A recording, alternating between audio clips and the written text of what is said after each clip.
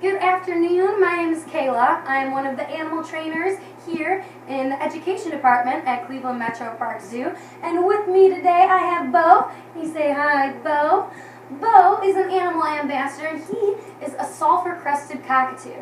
These birds are from Australia. He is a very big bird, standing up nice and tall. So they're pretty common and widespread throughout Australia in subtropical and tropical rainforests, as well as more rural areas like farmlands. So these birds live in pretty medium to large sized flocks, 20 birds or more, right? So pretty large flocks. And their diet consists of many things, from seeds, which he's getting right now, to different nuts, fruits, berries, roots, shoots, even a bud and the bark of trees. So sometimes these birds are considered pests by local farmers because they can live near farmlands. They are able to decimate a lot of crops like cereal crops and fruits as well. But we here at the zoo do not consider Bo a pest, do we? No, absolutely not. He is a very valuable animal ambassador here in our education department. And so when these birds are foraging, they're usually on the ground. And so when they're on the ground, they're vulnerable to some predators like dingoes or feral cats. So these birds have evolved a pretty unique social adaptation.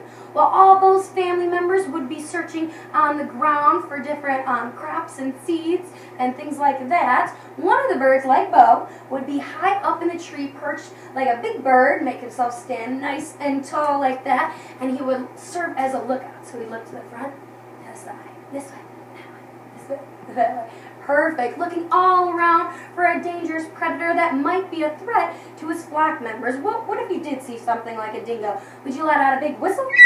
Something like that, an alarm call to alert all his flock members to get up off the ground into the trees to safety, right? Exactly. So he serves as a pretty good lookout. These birds, as you can see, they can get really loud with that whistle, but they have a number of ways that they communicate. One of which being their crest. Crest? Good boy. So they have that crest there where this species gets their name, sulphur crested cockatoo. It's a sulphur color or yellow color, and they use that to communicate a lot with their flock members, right? So they can use that to display for a mate, or if they want to warn off a threat or a predator, or maybe just call their flock members. But they are very curious and intelligent birds, so they do that to communicate surprise or curiosity. They'll put up that crest. Crest. Crest. Good boy. Like that to delineate a lot of different things. So the intelligence of a lot of parrots is about equivalent to a three-year-old child.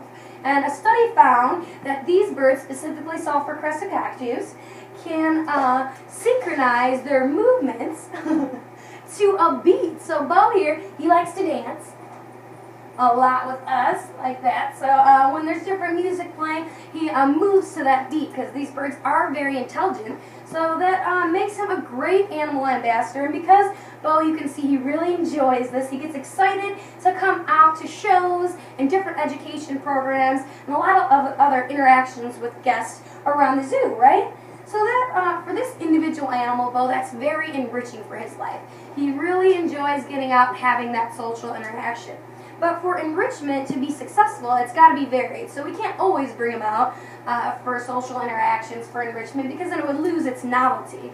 So we do enrich our birds in a number of different ways, as well as the rest of our animals here at the zoo. And enrichment is just basically to stimulate the mind and the body. So it's for exercise and to stimulate their mind. So another way that we enrich Bo specifically, we like to simulate natural behaviors as well. So like I said, Bo would be foraging on the ground, right? So sometimes we will give him a forage box. So I have one of these right here. It's simply just a cardboard box with some newspaper, and we either put some of his diet or a nice reward like seeds and peanuts in there, and we'd put it in there, and that would stimulate Bo mentally and physically.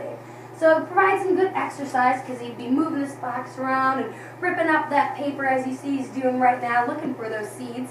but it also stimulates his mind because he has to figure out how he can get inside this box to find those seeds or rewards that he wants so bad. And we do this with a number of different puzzle feeders and things for these birds to solve because, like I said, he's very intelligent, so we got to keep that mind stimulated. So I'm going to let Bo search for those seeds. Feel free to stick around and watch him or come up and ask any questions you might have. For you guys, you can go ahead and email me any questions you might have, and have a wonderful day.